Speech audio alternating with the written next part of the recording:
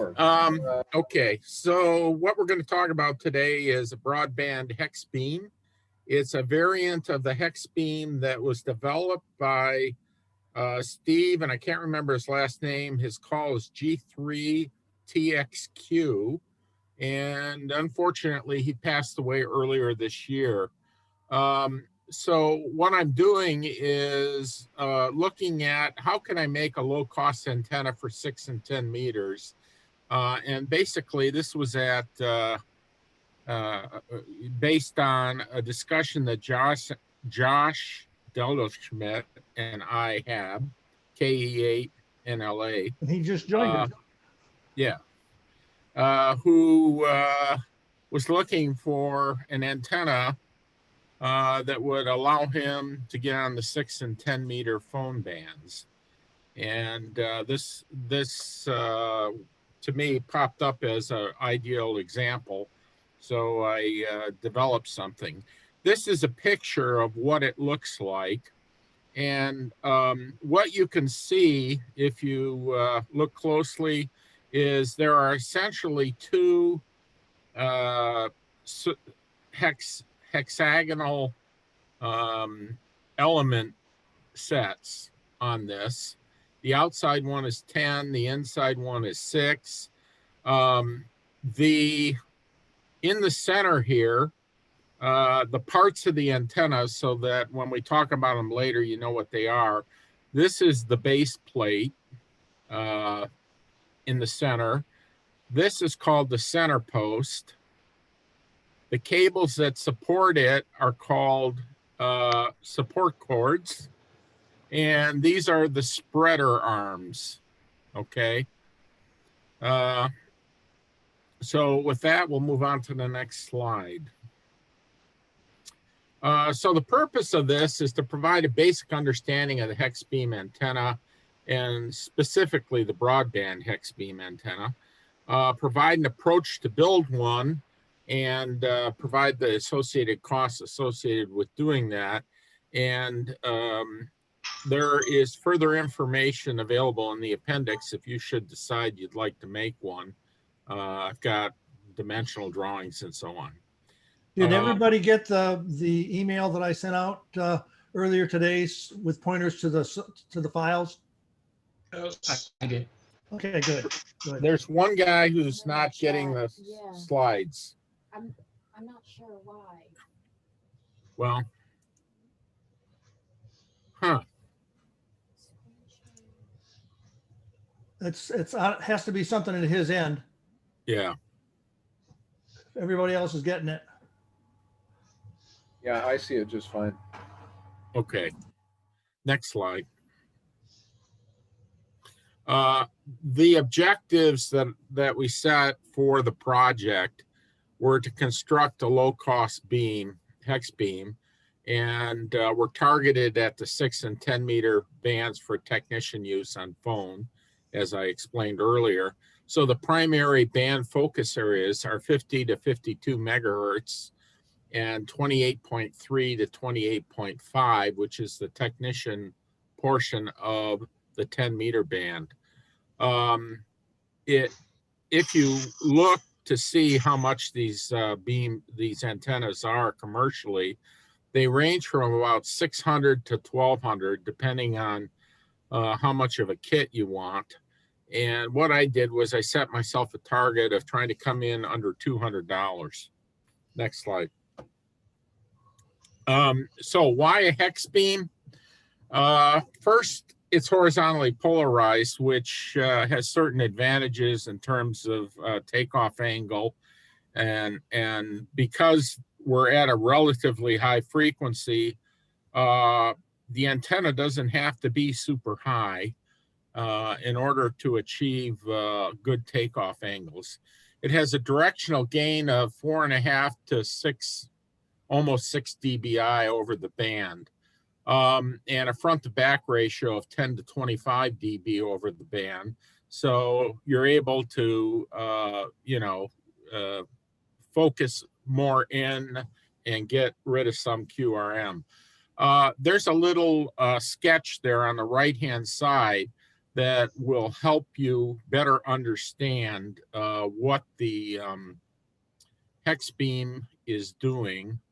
It has 2-element driver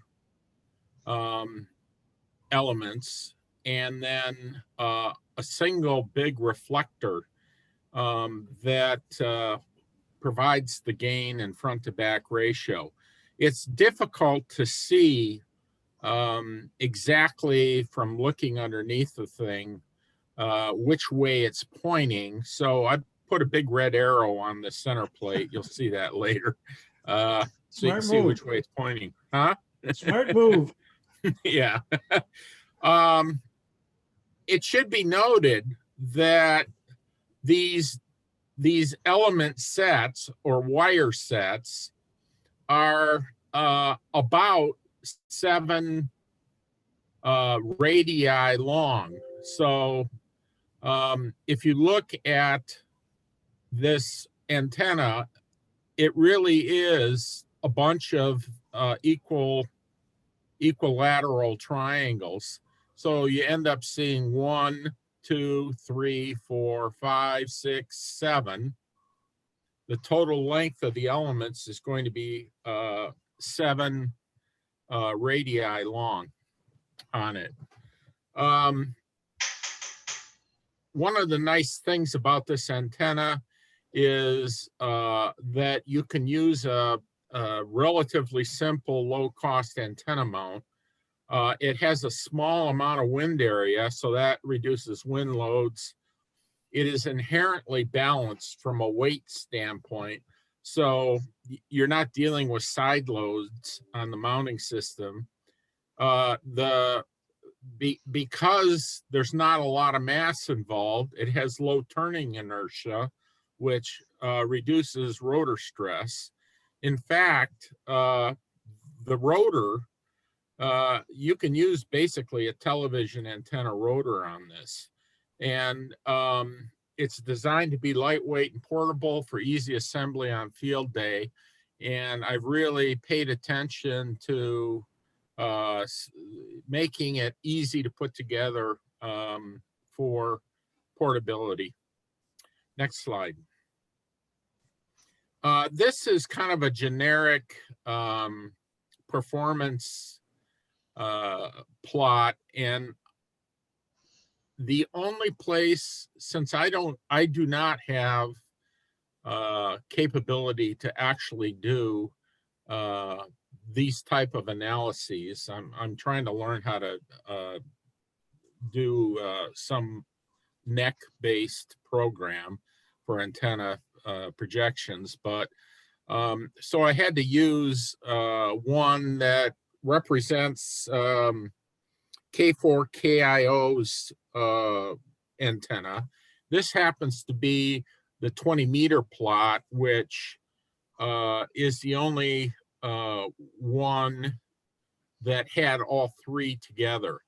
I have seen plots of front to back gain and SWR for every band, but this one kind of has it all together. So you can see that it truly is broadband. The SWR is under 2 over the entire 20-meter band, and our experience with the 6 and 2, which are 10 and 6, which are relatively wide bands, we've been very successful in getting that type of SWR result. And then a gain, which starts at about 6 dB and runs down to about 4 dB over the band. So it really delivers a lot of performance with a very nice package capability. Next slide. This is a typical radiation pattern. And what's nice about this antenna is there aren't a lot of side lobes. It isn't extremely directional, however. but it gives you enough to, you know, give you a general area of broadness, directionality. You can see that on the azimuth pattern. And you can also, by the way, the blue line represents a vertical antenna. So you can see the takeoff angle is similar to a vertical antenna. You know, the azimuth shows you that it's got a nice kind of smooth pattern around the total compass heading. Next slide. This is a projection for 10 meters for the front to back ratio and the SWR. And this again is K4KIO's projection based on computer simulation. And this is the kind of result we're hoping to get in this design. Next. I talked earlier about cost and trying to keep the cost down on it. And basically the fundamental approach that was used is, first of all, being only a 2-bander versus the 6 greatly simplifies the structural part of this and the element design. We used a great deal of part simplification, and we used materials that met the standards but were much lower cost. Next slide. Major parts of the antenna. I briefly went over this earlier. There's the base plate, the spreader arms, the center post, the various wire sets for each band, and their support cords. I'll walk through each of those and describe the design approach that we used, referencing K4KIO's do-it-yourself antenna, which he sells. You can buy the parts separately, or you can buy the whole kit and caboodle from him on www.hexbeam.com. By the way, between G3, TXQ, and K4KIO, they have put an amazing, they were friendly with each other, and they put an amazing amount of information on the web on these antennas. They really didn't try to hide anything. And as a result, it makes it quite easy to throw one of these together. Next slide. First, the base plate. The way commercially most of them are done is a relatively heavy aluminum base plate and some type of a forged or cast aluminum flange to transition to the center post. You know, so it's a combination of aluminum and stainless steel. There are different types on the market. Another one I've seen that's fairly popular is, instead of using these U-bolts to hold the arms, they use basically pipes that are welded to the plate, and then you just insert the arm into the plate. We drilled 6 holes into a piece of HDPE, high density polyethylene, which, you know, it's your wife's cutting board material. We bought a 3/4 inch piece of it and a couple of Schedule 80 PVC flanges to support the center posts and the mast, and you know, 4 stainless steel bolts, and we were good to go with a center plate or base plate. Next slide. For the spreader arms, commercially, what you typically see is a 1-inch arm with a 3/4 inch arm in it and a 1/2 inch arm in that. There are clamps, stainless steel clamps, that are used to retain these together. And everywhere there are wires, they use these stainless steel wire loom clamps attached by stainless steel clamps for holding the wire set. I counted 68 stainless steel clamps in the K4 KIO design. So at a couple bucks a piece, there's $125. What we did was we got some 3/8 pultruded fiberglass arms. Pultruded is a technology where the fiberglass strands run the length of the arm. And then I bought some spiral wound fiberglass tubing. You'll see a cross section of it right over in the right-hand side element. And I use those for retaining the wire. And the all those loops are held on with tie straps. And once the antenna was together and fully tuned, I took super glue, CA, and put a drop of super glue on all the support cord knots and the wire set knots. And I also super glued this fiberglass loop to the arm, kept the strap on there. And that saved a tremendous amount of money doing it this way. By the way, this is a sub-assembly of the arm there in the lower left-hand picture that you will see when we discuss portability in a minute. Also, you'll see that there's a couple of seams in these arms. One of the places right there in particular, that's my first attempt at putting it up on the front driveway. It fell over and snapped 2 arms off. So I had some repair work to do. And the other thing that I did here to save cost was shipping long pieces of fiberglass is very expensive. So I actually bought 48-inch sections of the fiberglass, and you can see the other seams in the fiberglass right there to make one long arm.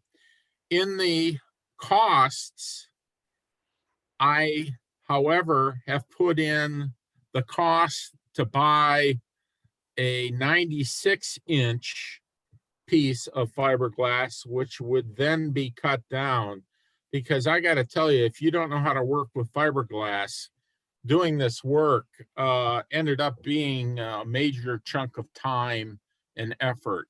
So it's more expensive, but it may be more reasonable to buy a longer length, pay the extra $25 of shipping, and cut the arms to length once. And then try like hell not to knock the antenna over and break them, because that was a real pain. Next slide. The center post, the concepts are very similar. They use Schedule 80 PVC water pipe, 1 inch in diameter. I used 1 1/4 inch PVC and stainless steel hardware for the attachment points. One major difference is I, rather than run the cable on the outside of the center post. I ran the cable inside the center post.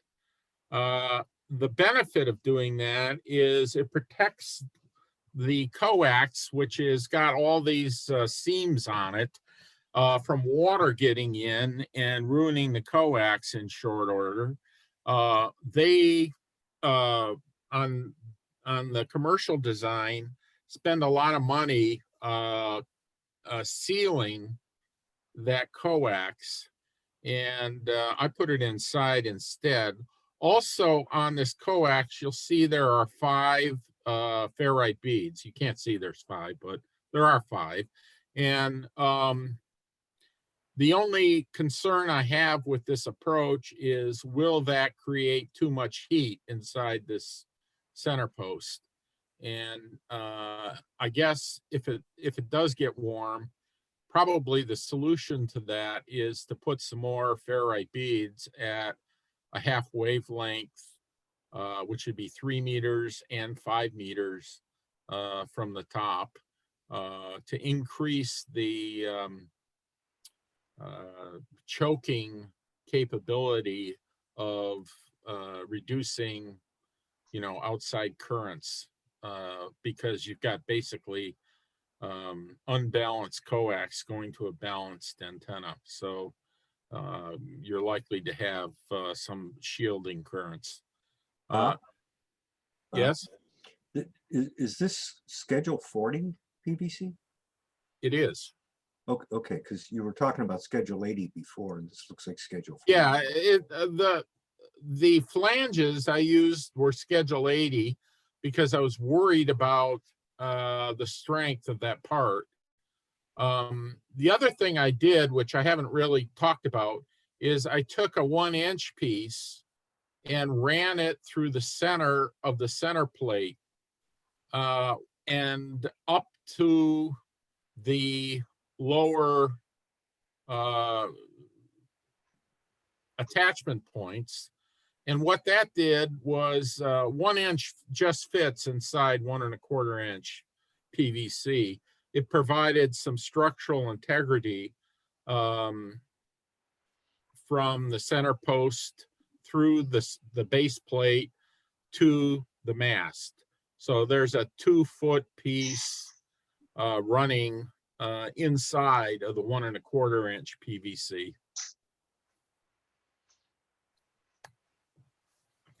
Next slide. The wire sets are essentially the same. Basically used terminal connectors, and I was able to get some Dacron covered Spectra cord, which is one of those really strong fibers, and they're used in the kite hobby industry. And there happens to be one of the biggest online kite stores here in Plymouth, Michigan. Anyway, I just knotted the Spectra cord and again super glued it after I was finished tuning the antenna. The wire itself is 14 gauge polyethylene flex weave. I use polyethylene because of its superior abrasion resistance, where it goes through the 1/8 inch loops that are attached to the spreader arms. Next slide. The support cords are nearly identical. They're just Dacron cord, and the commercial design uses aluminum crimp sleeves, and I just used knots and super glued the knots, and that's about it. By the way, I had to buy about 150 of these S-hooks that are used from the end of the spreader arm to the center post. And so if anybody's interested in making one of these, I'll be more than happy to give you 15 or so of the hooks that you need. Next page. Again, we designed the antenna to be portable. It breaks down into 3 sub-assemblies. The first, the mast, the center post, the base plate, and the feed line sub-assembly. And that's a fairly lightweight piece that you can move. Then there's the wire elements for each band. You can see those in the background. And the spreader arms, wire retainers, and support cords were pictured a few slides back. So you have 6 of those. And I throw them in one of those mailing tubes, and you can move it. I've been able to take this thing apart and reassemble it in about 30 minutes. It's a relatively quick job. In this picture, by the way, you can see the 3/8 plus hole in the center of the base plate face on each. Next slide. Cost. I'm not going to take you through all this, but I've put together the parts, the cost with including shipping, where I got the parts, and it came to $198. Surprise, surprise. Next page. Versus the K4 KIO design. This design required retuning versus their design. They provided all the starting dimensions for the wire sets. First of all, there was retuning required because there was a reduction of the element interactions. I had 2 bands, and initially they were 18.5 inches apart versus 6 bands for the commercial one, and they were only 4 inches apart. So that reduced the interactions. Secondly, that distance between them created a coax feed line between them that ended up being one of the major tuning elements on it. And I'll talk about that later. And I used polyethylene versus PVC coated wire for the elements, which has a slightly different velocity factor. So what happened was I needed about 1.4% more length on 6 meters to move the resonance down where I needed it, and about 2.5% on the 10-meter lengths were required. In addition, I increased the driven element a little bit, and we'll get to that in a few minutes. 2 design iterations were required, and I'll explain that in the next few slides. First, I made what would be a deeper dish antenna, and the band planes in that were about 18.5 inches apart. After seeing the initial results, I went to a shallower dish with the band planes only 10 inches apart, and that reduced some feed line issues I was having. If you were to replicate my final design, you probably would not require any retuning because the broadbandness of this antenna, minor variations in wire lengths and so on, don't seem to have a huge effect. Next slide. So here's the initial results. You look at the SWR on 10 meters, you can see that the resonance was, or the minimum SWR was above the band. And if you look at the impedance, what you end up seeing is the real part, which is the brownish colored trace, was pretty low at 35 ohms roughly, or 33 ohms through the band, and with a peak outside the band. And the reactance, the reactance is shown on the right-hand side there, started at probably about minus 80 ohms went up through the band to roughly 0 and then went negative again. So the reactance was very negative, meaning capacitive in the band of interest. So that was a head scratcher. Why was it so capacitive? Next slide. Well, I did a lot of reading on this antenna, and one of the things that they went to great lengths to explain, and this is Steve, the original designer of the antenna, was that you needed to feed the antenna from the top of the antenna, that is to the lowest frequency, highest wavelength first, and then go down from there.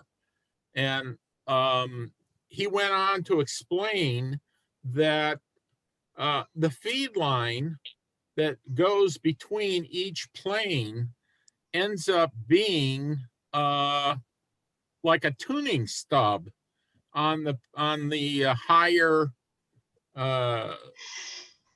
longer wavelength plane. And you know, this is kind of detail that maybe you're not interested in. Let me quickly go through it. But if you were to look at the chart on the right, you see it for a frequency of like 51 megahertz or in the 6 meter band. If you look at the impedance of the 6 meter element, it would be approximately 50 ohms, but the impedance of the 10 meter element at that point would be like greater than 500 ohms, which for all intents and purposes to 50 ohms is almost infinite. And so looking back from the 6 meter band, basically you see feed line and nothing else. However, at 10 meters, the 10 meter element is around 50 ohms. The 6 meter element ends up being almost infinite. And as a result, that piece of coax hanging there looks like a shunt capacitor across the 10 meter element. And aha, a shunt capacitor. My impedance is capacitive. So first thing I did was I changed the design of the antenna, went to a shallower dish and reduced the length of the stub in between the two planes. And that helped in combination with lengthening the 10 meter driven element, which makes the driven element look more inductive. And results were, next slide, it became well behaved. In addition, there were some, I mentioned earlier, the lengthening for moving the resonances down. And so what you end up seeing on 10 meters, oops. That's what you see on 10 meters? No. Chris, what are you doing? I don't know. Sorry about that. Okay, what you see on 10 meters is a VSWR that stays under 2 across the entire band, and in the area of interest, which was, you'll remember, 28.3 to about 28.5, it stays under 1.5. So you end up with really good VSWR. And the impedance, again, the brown is the resistive, you see varies from 60 down to about 42 or something, and then swings back up. And the reactance of the antenna stays very manageable from about minus 20 up to a little over 20 ohms. So the antenna has become well behaved now. And next slide. I've been focusing on the 10 meter because that was the difficult element to get to behave. The 6 meter ended up about where I wanted it. It's under 1.5 VSWR over the band to about, what is that, 52.8 or something. It's under 1.5. And the area that I was really trying to get this antenna tuned for was 50 to 52. And I think we were successful there. And you'll see that the resistance varies from about 40 ohms up to about 60 ohms over that area. And the reactance is very well behaved, right around 0 for a good flat spot from 50 to 52. Next slide. So conclusions and next steps. First conclusion, it's possible to make a high band hex beam for substantially less than commercially available. Not a big surprise, but hopefully one or two of the things you saw were clever and really did take a lot of cost out. The final tuning of that design was relatively small and used ratio analysis aside from the coax interaction that we talked about. And I got to tell you, without a VNA, there is no way I would have ever figured out what was going on with the antenna. And anyway, Jerry helped with that. It may be possible to apply these techniques to a 6-band hex beam. And I might try that for my use and see what happens. I'd also like to investigate adding a 2-meter loop. That was Larry K8UT's suggestion. I've done some initial math to kind of spec out what it might look like, but I really would like to figure out how to use 4-neck 2 so I can do some projections before I start building stuff. Weathering and durability are unproven for this approach. However, the materials were all picked with a close eye to UV tolerance. Using Dacron covered spectra cable and Dacron cord helped me with the UV. Fiberglass is susceptible to UV. And so the entire antenna was painted something called perfect gray. It's a Rust-Oleum color. And it's a very nice color in that it blends very well with the sky, whether cloudy or sunny out, and kind of minimizes the appearance of the antenna. Keeps the wife happy. Oh, yeah. Well, let's not get carried away. Somewhat. Yeah. However, it also provides the UV stability that fiberglass needs. The polyethylene base plate is impervious to the sun, I guess. Next, for further understanding, if you want to, G3TXQ has posted the results of all the studies he's done in creating this antenna at Understanding the Hex Beam -Carina. You can download a copy of this pitch, and that blue line there is hyperlinked to his site, and it's a great deal of information. I'm going to pass on questions for just a minute and quickly go over a few other things, including thanks a lot. You know, this is a great club. I really enjoy being a member of this club.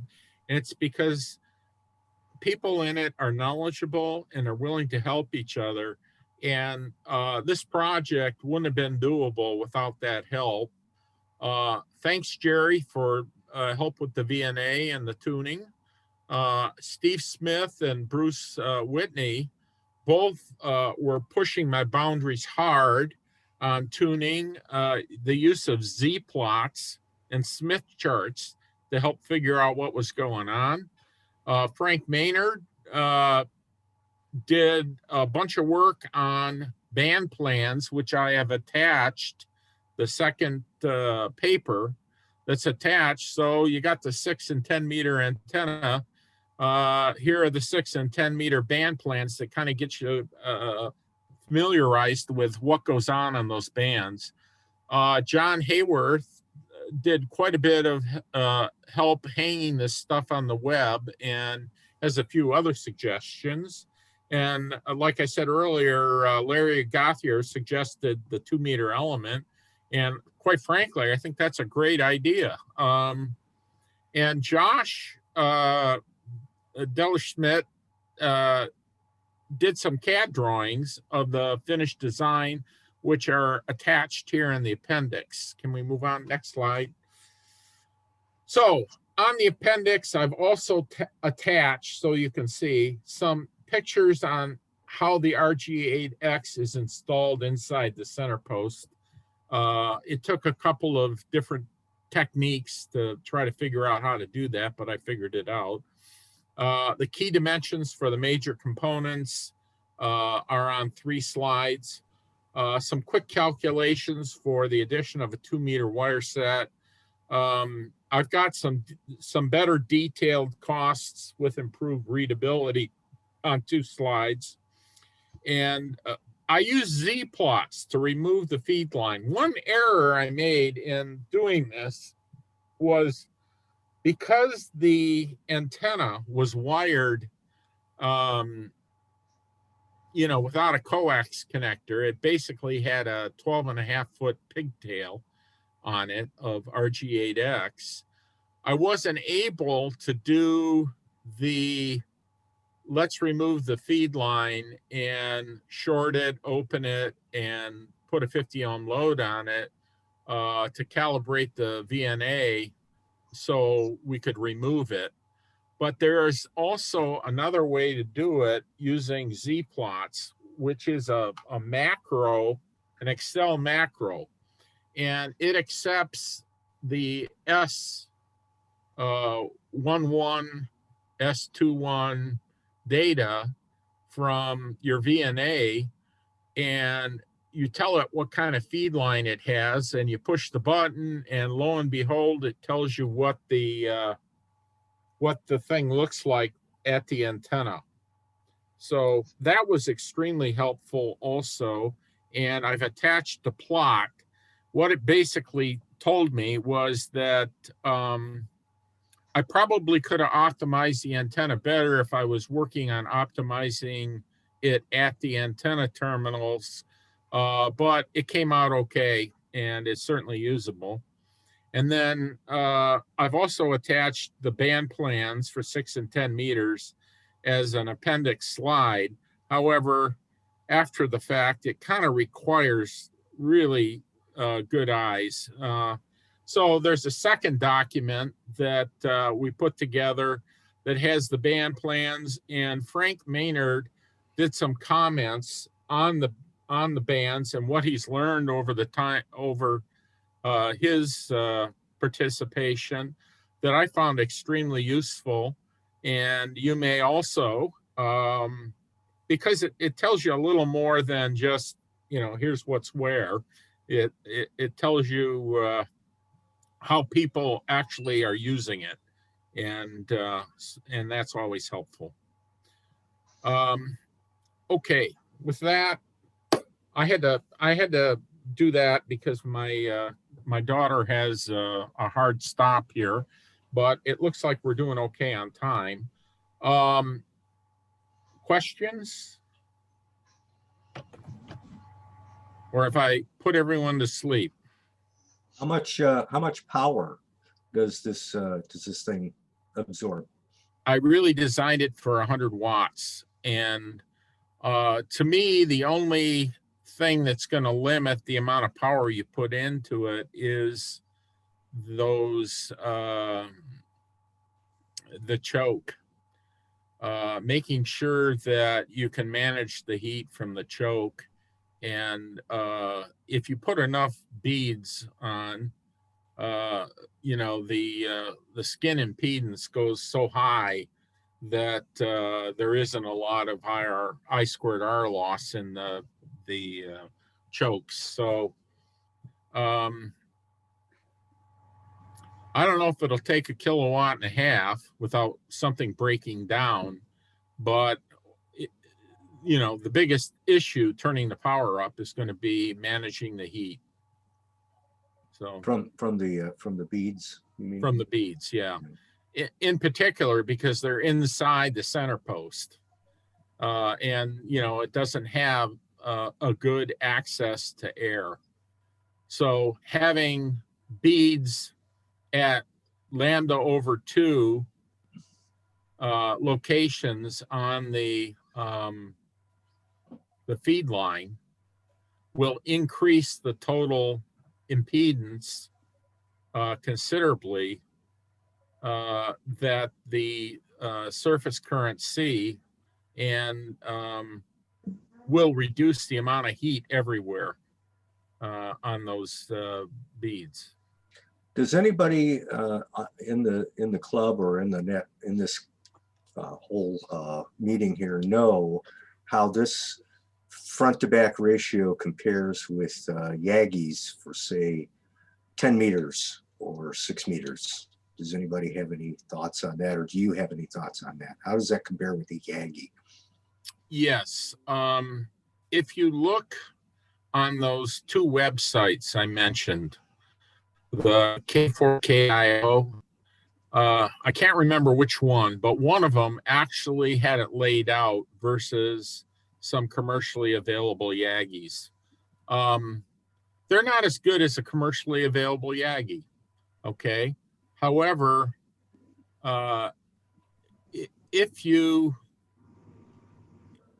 this antenna has a lot of other things going for it. Well, in And a relative sense, how different are they?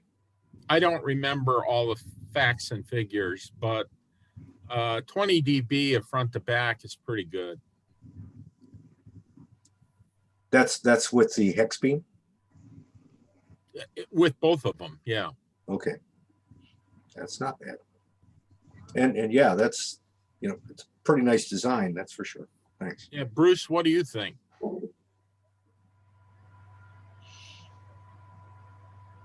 I haven't looked at the data, but I would assume it's pretty commensurate with a Yagi.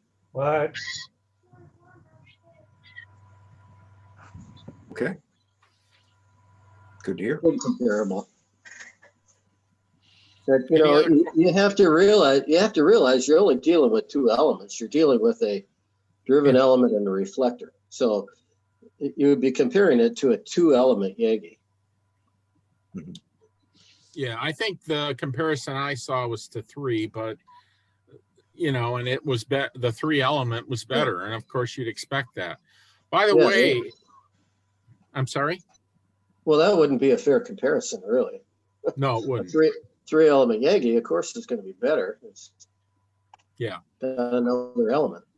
Yeah. If you want to extend the length of the arms, there are some designs out there for 3-element hex beams. So it's certainly feasible. It's just how big do you want that thing? The 20-meter version of this, the 6 commercially available one with 6 bands, they are 22 feet in diameter.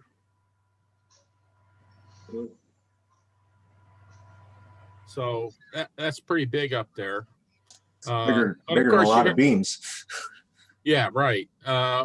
You could always hang your laundry on it, though, and people would think it's a... Has Josh been using this to a certain extent? And if so, what kind of contacts has he made, et cetera, I'm interested in real time, or not real time, but real life experience with it after it's up and going. I have not used it yet. There was some back and forth with Bob on pieces to prepare this presentation, Ah. as well as some weather. Well, Yesterday I was planning. in the middle of February. That's Yeah. when it works the best. Well, you know, Mike, you so eloquently pointed out when you announced this presentation, probably the middle of winter isn't a good time to be building antennas. Unless you want to get the parts all ready so you can throw it up in the spring. What's the advantage of a hex beam over a quad? Why not a quad? I can't answer that. I haven't studied a quad extensively. Just the newbie here, but what's a quad antenna? It's got 4 sides instead of 6. It's like one wavelength box. And Two of those. yeah, and it's corner loaded. Yes, a couple less spreaders. A hex beam has 6 and a quad would have 8. Yeah. And they are known to come apart in weather. I got a very good picture of one in an ice storm. Yeah. It collapsed, Steve, collapsed. Yeah, my neighbor, Bernie Miller, I don't know if you remember Bernie, he's a silent key now. He built a quad, and I had my regular beam, Yagi, and we had a good ice storm, and it's just hanging down off the tower. Yeah. Yeah, there's some pictures on the web of what's happened to these antennas in ice storms. And all the antenna makers sell what they call ice cords, which is merely a second cord that goes from the eyelet on top of the center post down to about midway of the arm, and supports the arm, you know, more for ice loading.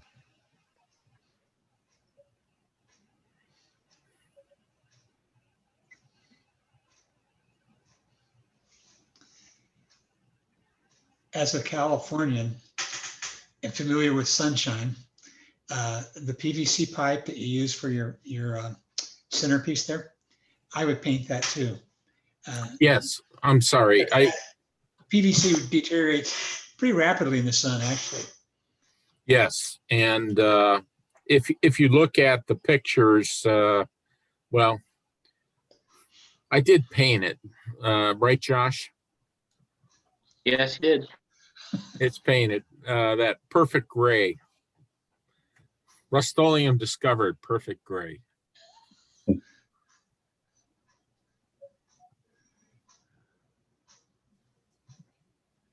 Well, we got 22 amateurs on and nobody's talking. I got to say, very interesting presentation. Very well done, Bob. Thank you.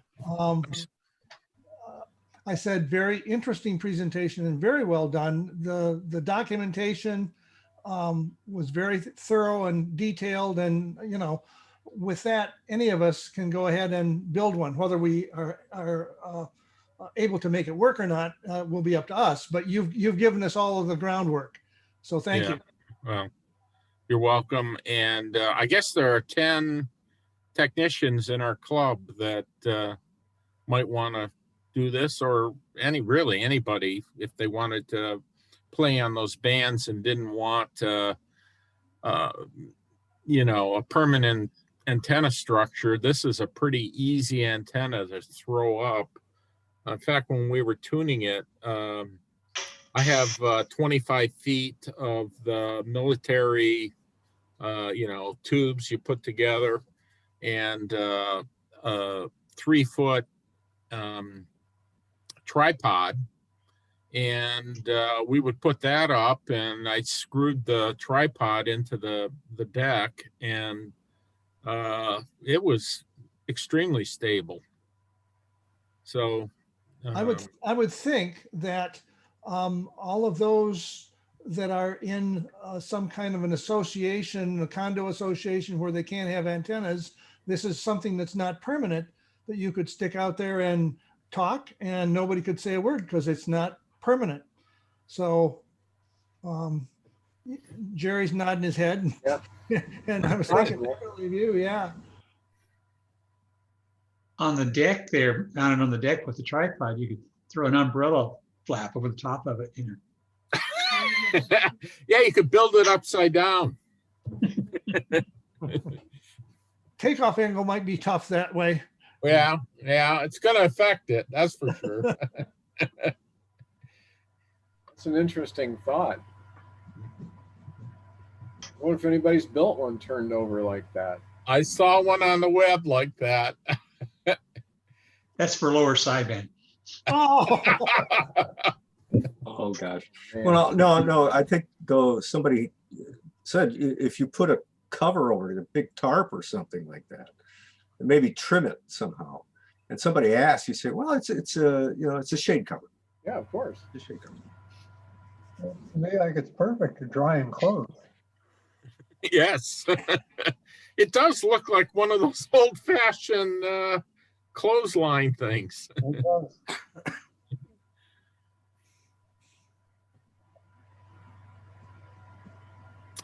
Well, if there's no further questions, I hand the meeting back to Mike. Okay, I'll go ahead and stop recording here.